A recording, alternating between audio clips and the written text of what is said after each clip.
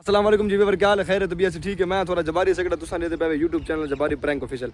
आज गर्मी भी काफ़ी सारी है तो सीन भी मैं इन्हें को करवाया है। आज गर्मी बहुत ज़्यादा आई, इन्हें को मैं कभी सीन लाजमी करना है आज। तो सब तो ज़्यादा रोल आई हसन भाई का, एक आज बड़ा ऐसे बुढ़ा एक वो बहुत कमाल रोल आई। उस तो बाद सारे कैमरा मैन साहब खड़े नाल ते हमजा भी नाल आई, इसी भी चंगा भला भी सीन किया है। हसन भाई थोक आज वीडियो किमें लगी है, मतलब चंगी बनी है?